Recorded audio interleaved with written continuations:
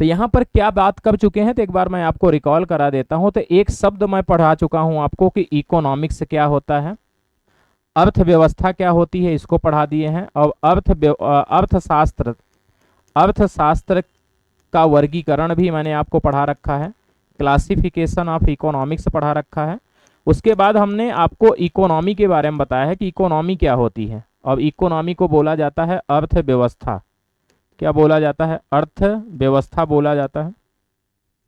फिर हम लोगों ने बात किया था अर्थव्यवस्था के क्षेत्र, अर्थव्यवस्था के क्षेत्र के बारे में बात किया था, सेक्टर ऑफ इकोनॉमी बात किया था। फिर शुरू हमने किया था अर्थव्यवस्था का वर्गीकरण, अर्थव्यवस्था का वर्गीकरण शुरू किया था, क्लासिफिकेशन ऑफ इकोनॉमी शुरू किया था। और इसमें बहुत सारी चीज़ों पर बात करनी है, जैसे कैपिटलिस्ट इकोनॉमी के बारे में बात करना है, पूंजीवादी के बारे में बात करना है, फिर सोशलिस्ट के बारे में बात करना है, समाजवादी के बारे में बात करना है, और फिर मिश्रित अर्थव्यवस्था, मिक्स इकोनॉमी के बारे में बात करना है। तो मैंने इन तीनों के बारे में बात कर लिया था आपसे, ये बातें हम लोगों ने कर लिया था। अब जो मैं आगे बढ़ने वाला हूँ, डेवलपिंग, अंडर डेवलपिंग इकोनॉमी के बारे में बात करेंगे, विकसित, विकासशील और अल्प विकसित के बारे में बात करेंगे, विकासशील और अल्प विकसित के बारे में बात करने वाले हैं, अल्प विकसित अर्थव्यवस्था के बारे में बात करेंगे। उसके बाद हम लोगों को बात करना है क्लोज इकोनॉमी, अब उसके बाद हमें बात करना है ओपन इकोनॉमी।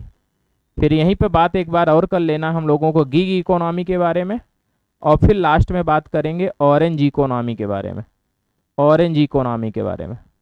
तो इतनी चीज़ें आपको पढ़ना है, इतनी चीज़ें आपको पढ़ना है। ये 3 हो चुका है, आज हम लोग इस पर बात करेंगे। अब इनको समझने की कोशिश करेंगे क्या होता है, कैसे होता है, ठीक है। तो चलिए शुरू करते हैं हम लोग विकसित अर्थव्यवस्था के बारे में। उससे पहले आपको एक शब्द समझना होगा, अब उस शब्द का मतलब है आर्थिक विकास, इकोनॉमी डेवलपमेंट। आप लोगों ने एक ऐसा शब्द सुना होगा, आर्थिक विकास और आर्थिक समृद्धि, economy growth and economy development, आर्थिक समृद्धि। इन दोनों शब्दों का मतलब आप ध्यान रखना, क्योंकि इन शब्दों का मैं यूज करूंगा, तो अभी आपको वो चीजें कंफर्म होनी चाहिए। आर्थिक समृद्धि का मतलब अभी आप ये समझना कि जब देश में जीडीपी बढ़ रही हो, जीएनपी बढ़ रही हो, पर कैपिटा इनकम बढ़ रहा हो, तो कहा जाता है कि आर्थिक समृद्धि हो रही है। आपकी भाषा में अभी समझो, आगे चल करके एक पॉइंट मैं इस पे अलग से बात करूंगा, अभी बस अलग से इसको ये समझो। जिस दिन आपको नौकरी लगेगी और आपके पास पैसा आना शुरू हो जाएगा ना, तो आप कहना कि आपका इकोनॉमिक ग्रोथ हुआ है। क्या हुआ है? इकोनॉमिक ग्रोथ हुआ है, आर्थिक समृद्धि हुई है, ठीक है, आर्थिक समृद्धि हुई है।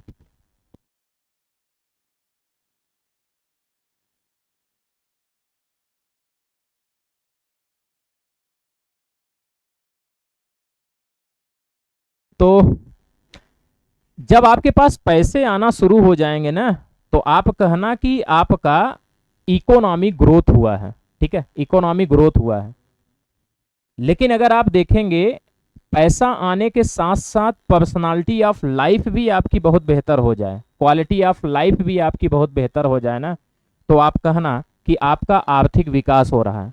तो जब पैसा आने लगे आपके पास, तो आर्थिक समृद्धि हो रही है, और पैसे के साथ साथ, पैसे के साथ साथ आपके पास ग्रो, मतलब आपकी क्वालिटी ऑफ लाइफ, पर्सनालिटी बेहतर हो जाए, आपका रहन सहन बहुत बेहतर हो जाए, तब आप समझ जाना कि आपका आर्थिक विकास हुआ है। अब जरा ध्यान दो, जिस देश में आर्थिक विकास का लेवल बड़ा हाई होता है, यानी रहन सहन का लेवल बड़ा हाई होता है ना, बहुत अच्छे ढंग से रहते हैं, पैसा भी अच्छा खासा है, तो जिस देश में आर्थिक विकास का रहन सहन बड़ा हाई होता है ना, उसको बोला जाता है विकसित अर्थव्यवस्था, डेवलप इकोनॉमी। और जिस देश में आर्थिक विकास का लेवल यानी रहन सहन का लेवल बड़ा लो है ना, उसको बोला जाता है अल्प विकसित, अंडर डेवलपिंग इकोनॉमी। और जिस देश में आर्थिक विकास के उच्च स्तर को, हाई लेवल को प्राप्त करने का लोग प्रयास कर रहे हो ना, उसको बोला जाता है विकासशील अर्थव्यवस्था। मोटा मोटा आप समझ चुके होंगे। अब हम लोग इस पे बात करते हैं, एक एक पॉइंट पर, एक एक पॉइंट पर बात करते हैं, ठीक है। जिस देश में आर्थिक विकास का, जहां आर्थिक विकास का, जहां आर्थिक विकास का, आर्थिक विकास का स्तर उच्च हो, आर्थिक विकास का स्तर उच्च हो उसको विकसित अर्थव्यवस्था बोलते हैं। तो जिन देशों में रहन सहन का लेवल, अब रहन सहन का मतलब आर्थिक विकास की बात हो रही, इकोनॉमी डेवलपमेंट के, जिन देशों में रहन सहन का लेवल बड़ा हाई लेवल पर है, बहुत बेहतर ढंग से लोग रहते हैं, तो ऐसी अर्थव्यवस्था को क्या बोला जाता है? विकसित अर्थव्यवस्था। वर्ल्ड बैंक इसकी परिभाषा एक अलग देता है। थोड़ा सा वर्ल्ड बैंक के अनुसार अगर हम लोग देखें तो वर्ल्ड बैंक इसको क्या देता है? वर्ल्ड बैंक कहता है कि जिस देश में प्रति व्यक्ति, पर पर्सन, प्रति व्यक्ति राष्ट्रीय आय, प्रति व्यक्ति राष्ट्रीय आय, प्रति व्यक्ति राष्ट्रीय आय 14,005 $5 या अधिक हो, या अधिक हो, तो ऐसे देश को विश्व बैंक, वर्ल्ड बैंक विकसित देश बोलता है। यानी वर्ल्ड बैंक इसकी परिभाषा देता है कि जहां पर कैपिटा नेशनल इनकम, आगे मैं समझाऊंगा कि पर कैपिटा नेशनल इनकम क्या होता है, अभी बस ध्यान देना कि ये कहता है कि जिस देश में प्रति व्यक्ति राष्ट्रीय आय यानी पर कैपिटा नेशनल इनकम $14,005 या उससे अधिक हो उसको विकसित अर्थव्यवस्था कहा जाता है। तो बड़ा अच्छा हाई लेवल का जीवन रहने के लिए पैसा भी होना जरूरी है। आपके पास पैसा रहेगा तो आपकी लाइफ अच्छी रहेगी, तो लेवल आपका ऊपर जाएगा, तो आप डेवलप इकोनॉमी बनेंगे, डेवलप इकोनॉमी बनेंगे। जैसे अगर मैं कुछ देशों के एग्जाम्पल आपको बताऊं तो आप याद रखना कि अमेरिका, रसिया, जैसे अमेरिका की मैं बात करूं, यूएसए हो गया, जापान हो गया, ब्रिटेन हो गया, रसिया हो गया, स्विट्जरलैंड हो गया, ये सारे देश अगर आप देखेंगे ना तो यहाँ पर लोगों का रहन सहन बड़ा हाई लेवल पर है और पैसा भी इनके पास बहुत है। तो यहाँ per capita national income high level पर है, ठीक है, पर कैपिटा नेशनल इनकम इनका बड़ा हाई लेवल पर है, ठीक है। तो आप याद रखना कि ऐसे देश को विकसित अर्थव्यवस्था बोला जाता है। तो अगर आपसे पूछा जाए विकसित अर्थव्यवस्था में कौन कौन से देश आते हैं तो आप याद रखना कि यूएसए, जापान, ब्रिटेन, स्विट्जरलैंड, ये कुछ देशों का नाम याद रखना जो बहुत इंपॉर्टेंट है। ये सब डेवलप इकोनॉमी में है, रहन सहन बड़ा अलग लेवल का है। जैसे ब्रिटेन के लोगों को आप देखिए, जापान, स्विट्जरलैंड, अमेरिका के लोगों को देखिए तो आपको बड़े खूबसूरत नजर आते हैं, बहुत सिस्टमैटिक ढंग से रहते हैं, ठीक है। यहाँ इंडिया की बात अगर मैं करूँ तो इंडिया में आदमी चलता हुआ भी नजर आता है, जैसे कोई व्यक्ति पैदल चल रहा है, कुछ लोग पैर घिस के चलते हैं। ये पर्सनालिटी का हिस्सा नहीं, मतलब ये पर्सनालिटी पुअर पर्सनालिटी मानी जाएगी। क्वालिटी ऑफ लाइफ या पर्सनालिटी आपकी कहती हर चीज में आप बेहतर हो, खाना खाने का भी आपके पास तरीका हो, चलने का तरीका, बोलने का तरीका हो, आप बेस्ट पे हो, तब आपका रहन सहन हाई लेवल पर माना जाएगा, वो आप डेवलप इकोनॉमी में आओगे, ठीक है। तो ये डेवलप इकोनॉमी में आते हैं, ये लोग सब रहन सहन में बड़े हाई लेवल पर हैं और पैसा भी इनके पास अच्छा है। तो जिस देश में आर्थिक विकास यानी रहन सहन का लेवल बड़ा हाई हो, मैंने बताया कि जिन देशों में रहन सहन का लेवल बड़ा हाई हो उसको डेवलप बोला जाता है, और जिस देश में रहन सहन का लेवल बड़ा लो हो उनको अंडर डेवलपिंग बोला जाता है। और जो पाने का प्रयास कर रहा हो, हाई लेवल को पाने का प्रयास कर रहा हो, उसको विकासशील बोलते हैं, बीच में होता है वो। तो हम लोग आ जाते हैं विकासशील अर्थव्यवस्था के बारे में। ये क्या है भाई, इनके बारे में क्या सकते हैं? जहां आर्थिक विकास के उच्च स्तर को, जहां आर्थिक विकास के इकोनॉमी डेवलपमेंट, जहां आर्थिक विकास के उच्च स्तर को, आर्थिक विकास के उच्च स्तर को प्राप्त करने का प्रयास किया जा रहा हो, प्राप्त करने का प्रयास किया जा रहा हो उसे विकासशील अर्थव्यवस्था बोलते हैं। जैसे अगर आप देखें तो ये जो सब कुछ बेस्ट पे है तो वो डेवलप होगा, जो किसी भी चीज पे आगे नहीं है, एकदम पीछे है, वो अल्प विकसित होगा, वो बीच में है, ये बेहतर बनने का, बेस्ट बनने का प्रयास कर रहा है। तो विकासशील देश वो देश होते हैं जो बेस्ट बनने का प्रयास कर रहे हैं, रहन सहन के लेवल को, हाई लेवल को प्राप्त करने का प्रयास कर रहे हैं। अगर मैं इन देशों की बात करूं तो भारत जैसे देश इसमें आते हैं। तो भारत किस में आता है? विकासशील में आता है। चाइना भी, चाइना दुनिया का दूसरा सबसे अमीर देश है, $19 ट्रिलियन की अर्थव्यवस्था इसकी है। फिर जापान अगर आप देखेंगे तो जापान चौथे नंबर पर है। और चाइना दूसरे नंबर पर, फिर भी चाइना विकासशील अर्थव्यवस्था है और जापान विकसित अर्थव्यवस्था है। तो पैसे से सिर्फ क्वालिटी मेंटेन नहीं होती, बहुत सारी चीजें और भी ध्यान रखना पड़ता है। तो भारत हुआ, चाइना हुआ, पाकिस्तान, जरूर आप लोग जानना चाहोगे कि हमारा पड़ोसी कैसे है। पाकिस्तान भी इसमें आता है, साउथ अफ्रीका इसी में आता है, साउथ अफ्रीका, ब्राजील, ये सारे देश अगर आप देखते हैं ना तो ये सारे देश आपको विकासशील अर्थव्यवस्था में आते हैं। बहुत बेहतर जिंदगी नहीं है, लेकिन हाँ ये लोग बीच में हैं। जैसे होता है ना कि एक ज्ञानी हुआ एक अज्ञानी, अब उसके बीच वाला एक होता है, उसके एक बीच वाला होता है, वो उसमें ये लोग हैं, उसमें ये लोग आते हैं। ठीक है, तो उसमें ये लोग आते हैं। तो भारत 2047 तक विकसित बनने का प्रयास कर रहा है। अभी भारत कहाँ है, विकासशील में है। ये 2047 तक लक्ष्य रखा हुआ, अभी आगे हम लोग बात करेंगे। तो ये क्या बनने वाला है, विकासशील से विकसित राष्ट्र बनने वाला है। नरेंद्र मोदी ने लक्ष्य रखा है कि आज़ादी के 100वें साल, यानी 2047 में हम लोग 100 साल पूरा कर रहे हैं आज़ादी का, वहां पर हम विकसित राष्ट्र बनने का लक्ष्य रखे हुए हैं। अभी फिलहाल हम लोग कहाँ पर हैं, तो हम लोग विकासशील अर्थव्यवस्था में हैं। चलिए आगे बात करते हैं हम लोग अल्प विकसित अर्थव्यवस्था के बारे में, अंडर डेवलपिंग इकोनॉमी में। मैंने आपको बताया कि जिन देशों में आर्थिक विकास का लेवल बड़ा हाई हो, रहन सहन बड़ा हाई लेवल पर हो, उसको बोलते हैं विकसित। और जिन देशों में रहन सहन का लेवल बड़ा निम्न हो, लोअर हो, उसको बोला जाता है अल्प विकसित। जहां एकदम आर्थिक विकास निम्न लेवल पर हो, पैसा कम हो, लोगों का रहन सहन बड़ा पुअर हो, बेकार टाइप से रहते हो, तो उसको बोला जाता है अल्प विकसित अर्थव्यवस्था। देखते हैं, जहां आर्थिक विकास का स्तर, जहां आर्थिक विकास का स्तर, जहां आर्थिक विकास का स्तर निम्न हो,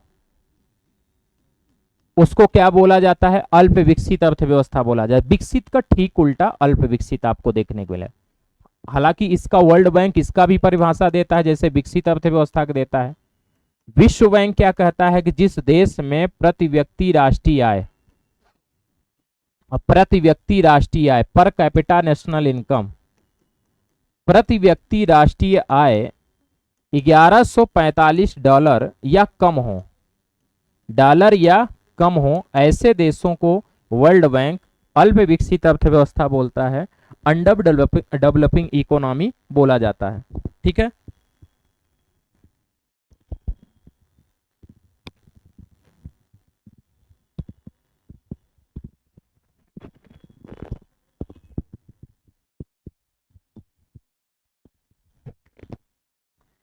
ठीक है, तो इसको अंडर डेवलपिंग इकोनॉमी बोला जाता है। अब आप जैसे देशों की मैं बात करूं, तो जैसे अगर मैं बात करूं तो जैसे सोमालिया को अगर आप देखेंगे तो अल्प विकसित अर्थव्यवस्था आएगा। चाड है, नाइजर है, बुरुंडी है, ये सारे देश अगर आप देखते हैं तो ये सारे देश आपको अल्प विकसित अर्थव्यवस्था में दिखाते हैं, जहां पर लोगों के रहन सहन का लेवल बड़ा पुअर है, बहुत अलग ढंग से रहते हैं। जैसे अगर आप इंडिया में घूम रहे हो तो आपके इलाके में जो गरीब इलाका है, जहाँ पर बहुत पुअर लोग रहते हैं, भीख मांग के जीवन काटते हैं, पन्नी वगैरह लगा के रहते हैं, ऐसे आपको देश यहाँ पर मतलब लोगों की स्थिति देखने को मिलेगी। पैसा भी कम है, जैसे $1145 या उससे कम, और कहाँ $14,005, दोनों में कितना अंतर आपको दिखेगा।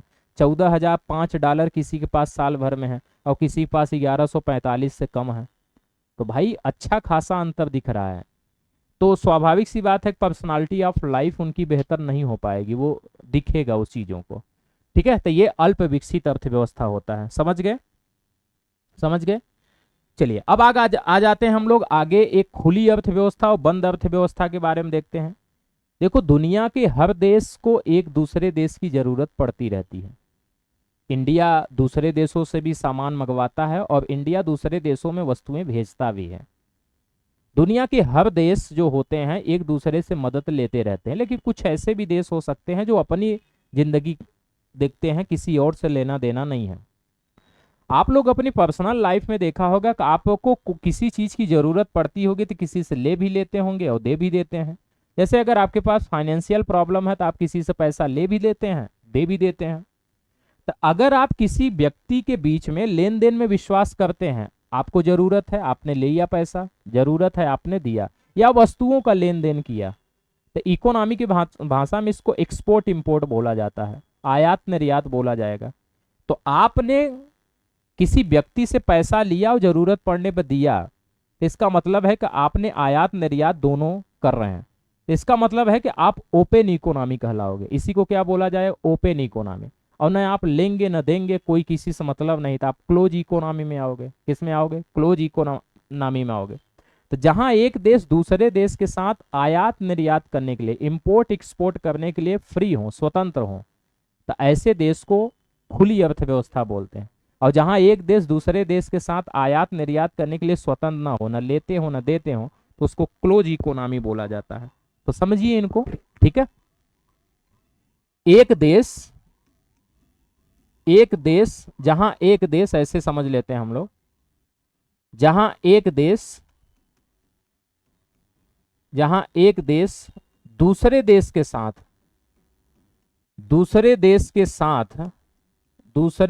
के साथ आयात निर्यात हेतु, इंपोर्ट एक्सपोर्ट, आयात निर्यात हेतु स्वतंत्र हो, उसको खुली अर्थव्यवस्था बोलते हैं। और दुनिया का हर देश खुली इकोनॉमी में आता है, थोड़ा बहुत कोरिया, उत्तर नॉर्थ कोरिया को छोड़ करके। अब बंद अर्थव्यवस्था क्या होती है, क्लोज इकोनॉमी क्या होती है, इनको जरा समझना आप। बंद अर्थव्यवस्था क्या होती है, जहां पर एक देश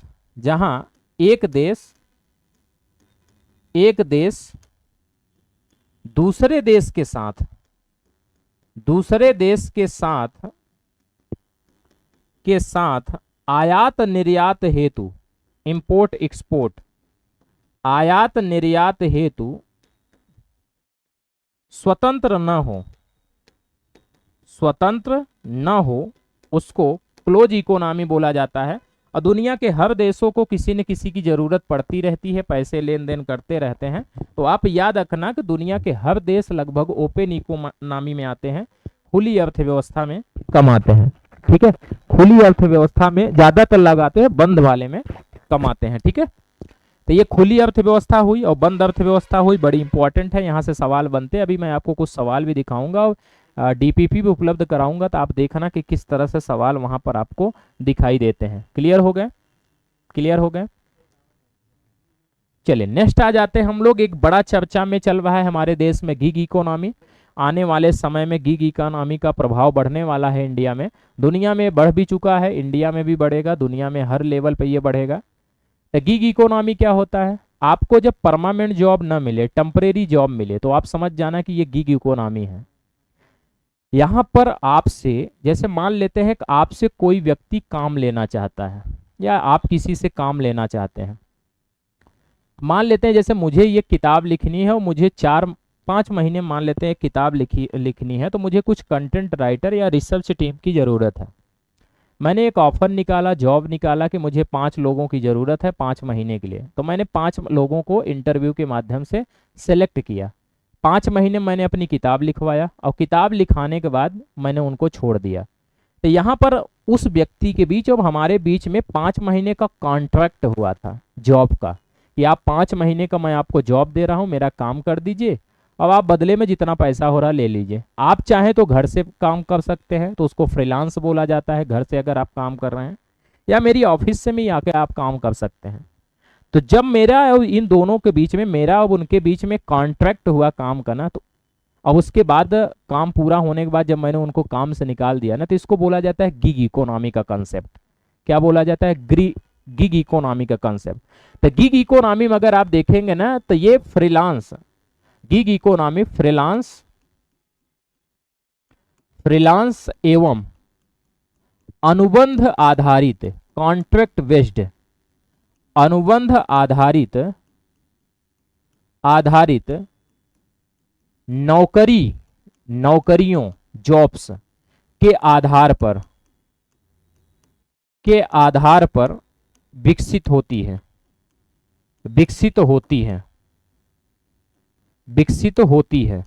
तो याद रखना, यहाँ फ्रीलांस का मतलब है कि आप घर बैठे काम कर सकते हैं, मेरा काम होना चाहिए, घर बैठे कर सकते हैं, जो जरूरी है घर बैठे अब आपके बीच में कॉन्ट्रैक्ट होगा उसका।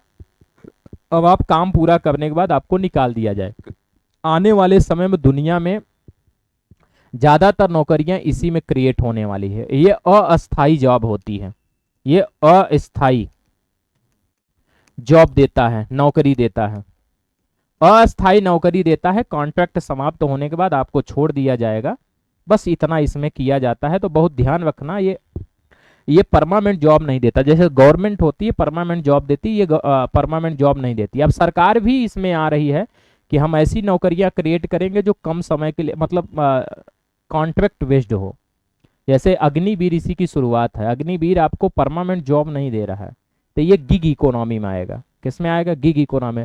तो प्राइवेट सेक्टर में तो बहुत सारी नौकरियां ऐसे हैं कि अगर आप बेस्ट नहीं कर रहे हो तो आपको निकाल दिया जाएगा, कॉन्ट्रैक्ट समाप्त हो जाएगा। 2-3 साल का जो है कि कॉन्ट्रैक्ट किया जाता है कि मैं इतने दिन का कॉन्ट्रैक्ट आपसे करता हूँ, इस बीच में आप काम करिए। अब अगर आप बेहतर रहें तो आपको रखा जाएगा, नहीं निकाल दिया जाएगा।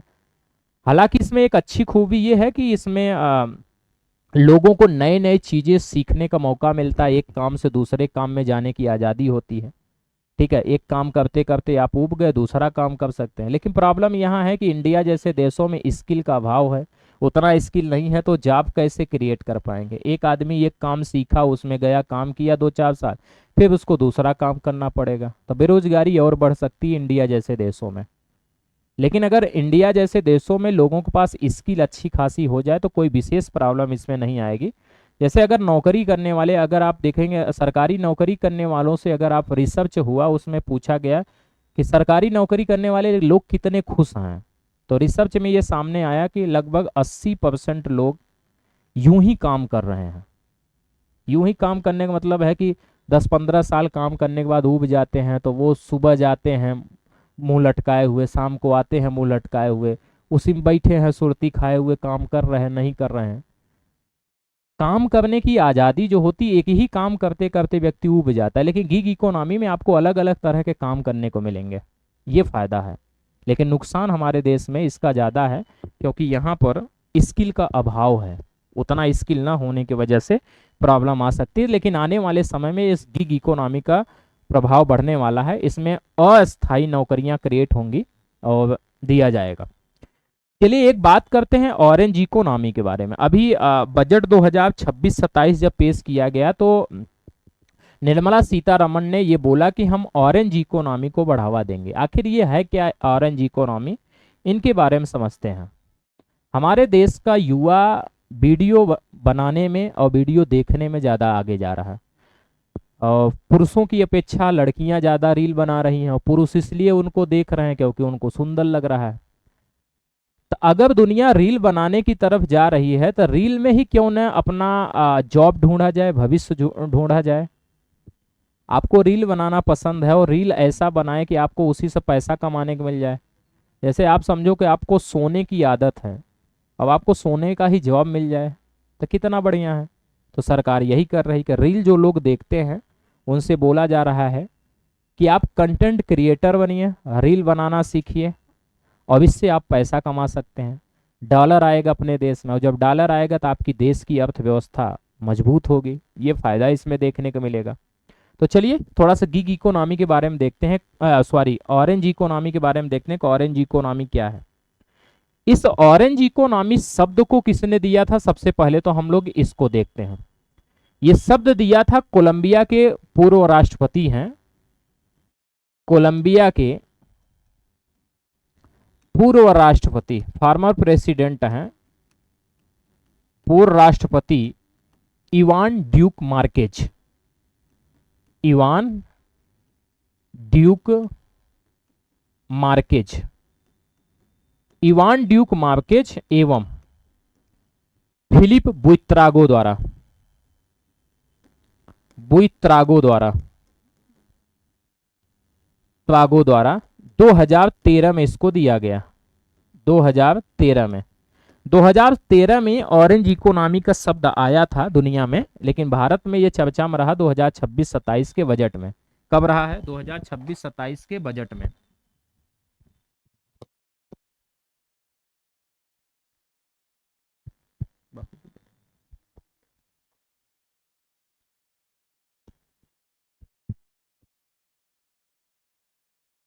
एक समय था एसी में पढ़ा रहे थे हम लोग, एक समय है इतना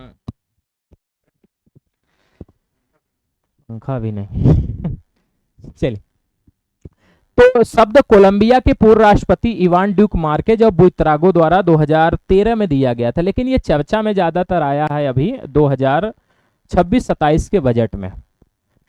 तो ये क्या है, ऑरेंज इकोनॉमी के तहत क्या क्या किया जाता है, तो यहाँ पर क्रिएटिविटी को सिखाया जाता है, इसी कारण इसको क्रिएटिव इकोनॉमी भी बोला जाता है। क्रिएटिव इकोनॉमी में क्रिएटिविटी सिखाया जाता है, नॉलेज सिखाया जाता है, कंटेंट क्रिएटर है, इंटेलेक्चुअल प्रॉपर्टी जैसे चीजें की जाती हैं। तो यहाँ रचनात्मकता, क्रिएटिविटी, नॉलेज, ज्ञान, बौद्धिक संपदा, इंटेलेक्चुअल प्रॉपर्टी, बौद्धिक संपदा पर आधारित है। तो गिग इकोनॉमी इन्हीं पर आधारित है। अगर आपके पास नॉलेज है, स्किल है, तो आप ऑरेंज इकोनॉमी में आगे बढ़ सकते हैं। आप अगर वीडियो बनाना जानते हैं तो वीडियो से आप लाखों कमा सकते हैं, किया जा सकता है।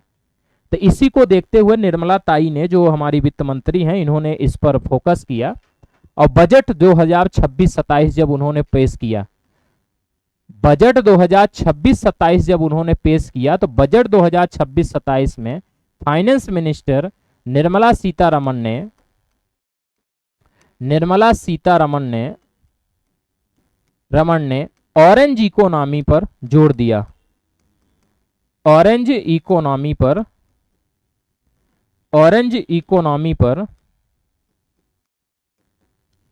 जोर दिया। अब इन्होंने बोला कि आने वाले समय में हम 15,000 स्कूल प्लस 500 कॉलेजों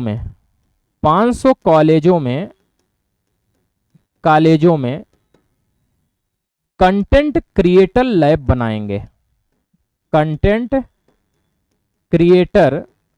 बनाएंगे, जहां पर लोगों को सिखाया जाएगा। क्या क्या सिखाया जाएगा?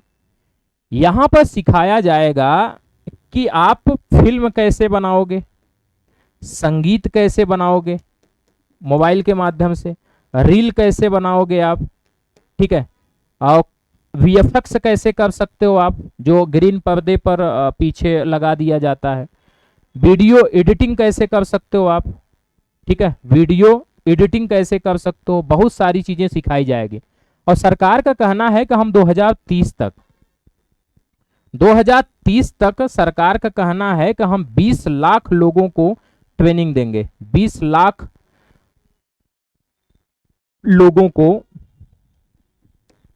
को प्रशिक्षित करेंगे, ट्रेनिंग देंगे।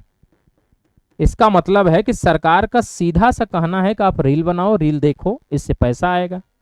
कैसे कह रही हैं वो, जरा समझने की कोशिश करते हैं।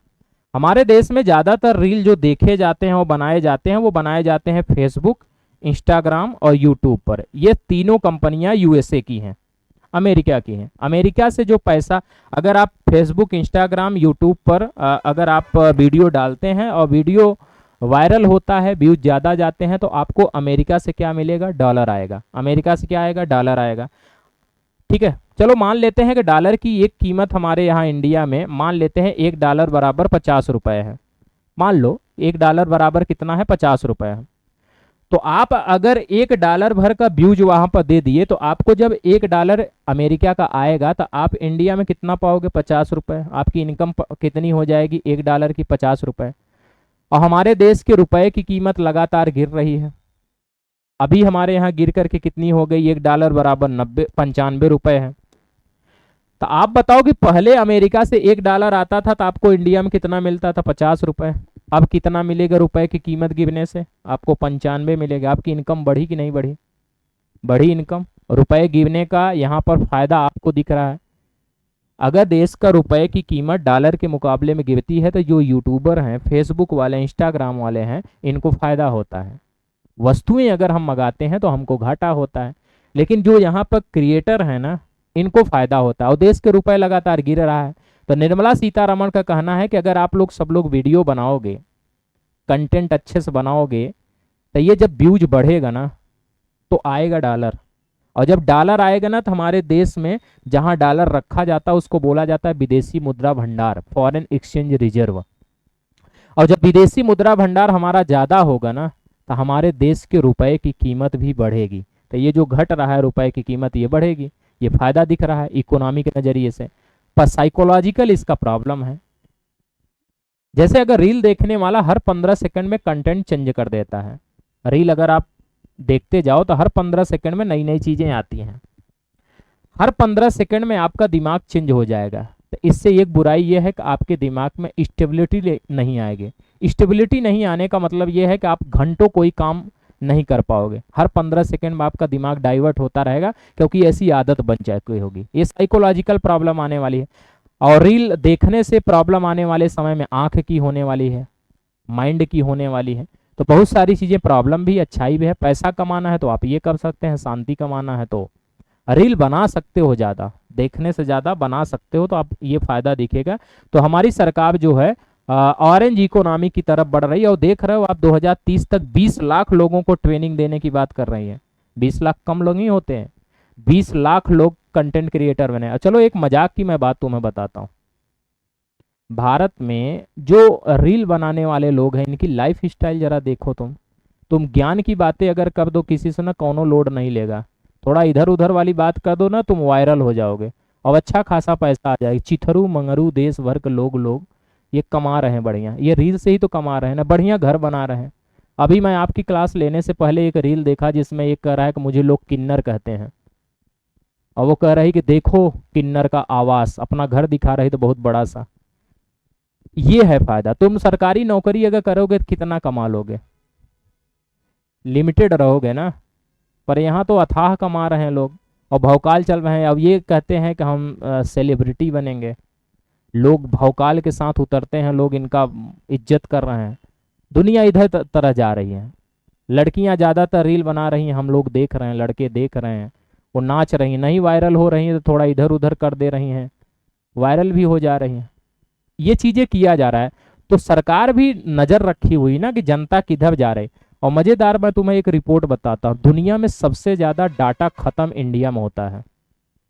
और दुनिया में सबसे ज़्यादा डाटा ख़त्म होता है तो क्या पढ़ाई सब करते हैं क्या बच्चे? नहीं, रील देखते हैं, फुल एचडी देख रहे हैं भाई। तो सरकार इसको पॉजिटिव नज़रिए से लेके जाना चाह रही है। वो कह रही कि हम इसी को बढ़ावा दे देते हैं। और मैंने तुम्हें शुरुआत में कहा कि तुम्हें सोना पसंद है और सोने का ही जॉब मिल जाए तो लाइफ तो मस्त हो जाएगी। वही किया जा रहा है, रील देखो बनाओ। तो ये है ऑरेंज इकोनॉमी जो 2026-27 के बजट में सरकार ने बोला है कि हम इस पर फोकस करने वाले हैं। चलिए लास्ट में हम लोग एक बात करते हैं विकसित भारत 2047 की। सही है, सही।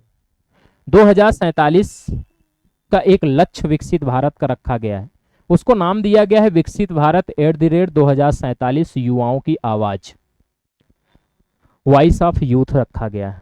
क्या मतलब है इसका?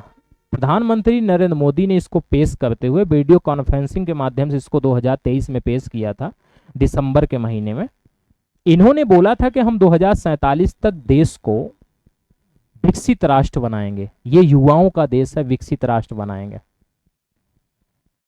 पर मुझे कुछ प्रॉब्लम नजर आ रही है। भारत में कई रिपोर्ट कह रही हैं कि आने वाले समय में भारत युवाओं का देश नहीं होगा। क्यों?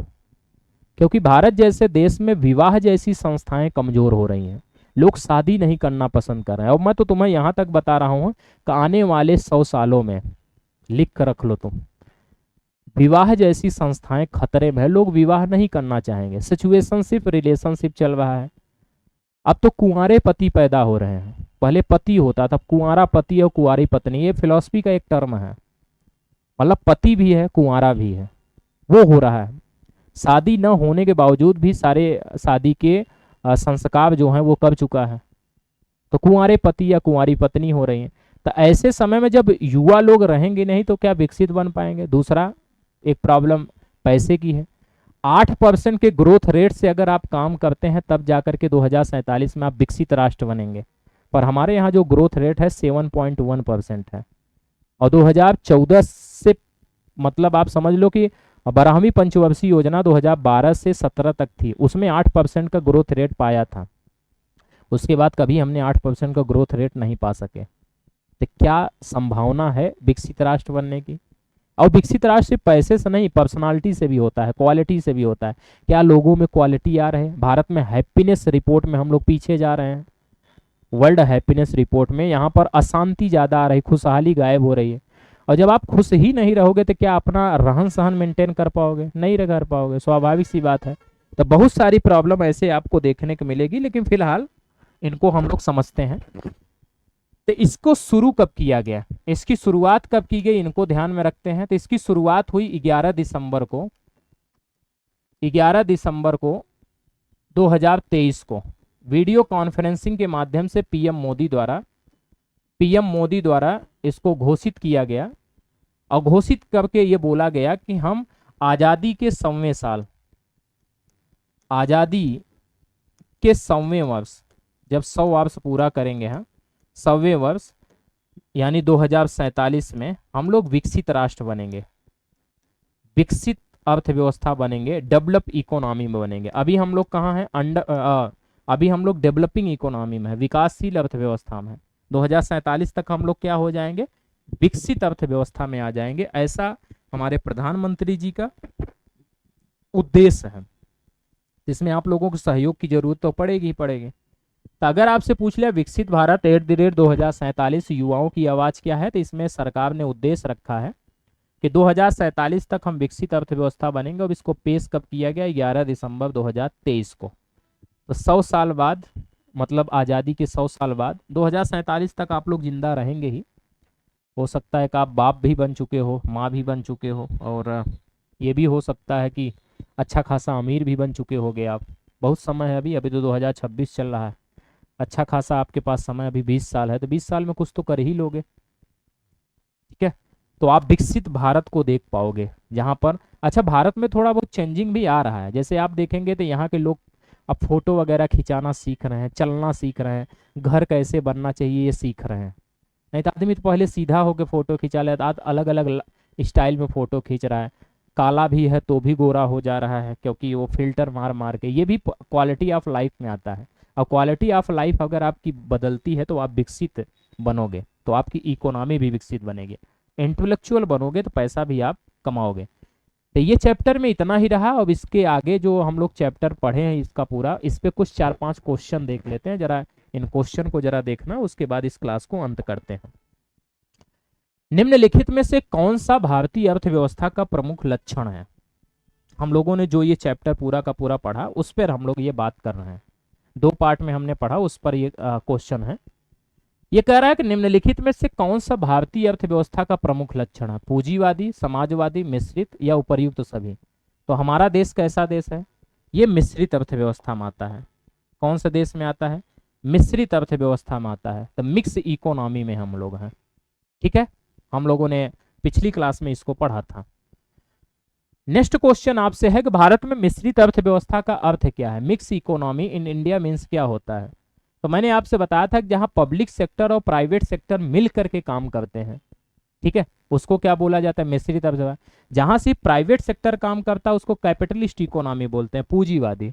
जहां सिर्फ पब्लिक सेक्टर काम करता है उसको समाजवादी बोलते हैं। और दोनों को मिला दो तो क्या हो जाता है? मिश्रित अर्थव्यवस्था हो जाता है, जिसको दिया किसने था?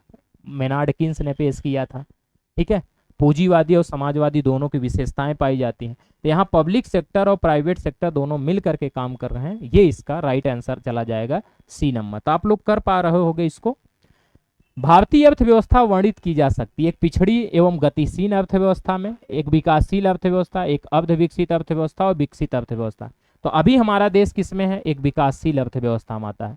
किसमें आता है? एक विकासशील अर्थव्यवस्था में अभी हम लोग आते हैं। लेकिन 2047 तक हम लोग क्या बनने वाले हैं? 2047 तक हम लोग विकसित राष्ट्र बनने वाले हैं, ठीक है, विकसित राष्ट्र बनने वाले हैं। चलिए नेक्स्ट आ जाते हैं। बंद अर्थव्यवस्था क्या है? मैंने अभी आपको बताया कि जिस देश में न तो आयात होता है न ही निर्यात होता है, न लेंगे न देंगे। एक कुछ लोग होते हैं ना, खाएंगे न खाने देंगे, खाना बिगाड़ देंगे, वही वाला है कि न किसी से लेते हैं न किसी से देते हैं, न इंपोर्ट करते हैं न एक्सपोर्ट करते हैं, वही क्लोज इकोनॉमी है। और जब एक्सपोर्ट इंपोर्ट करने लगे तो वो ओपन इकोनॉमी में हो जाएगा, ओपन इकोनॉमी में आ जाएगा, ठीक है। लास्ट क्वेश्चन है, भारत में नियोजित अर्थव्यवस्था आधारित है गांधीवादी व्यवस्था पर, समाजवादी पर, पूंजीवादी पर, मिश्रित? हमारे यहाँ प्लानिट जो इकोनॉमी है वो आधारित किस पे है, मिश्रित अर्थव्यवस्था पर, मिक्स इकोनॉमी पे आपको दिखाई देगा। तो ये है, ठीक है। तो आज की क्लास हम लोगों के पूरा यही रहेगा और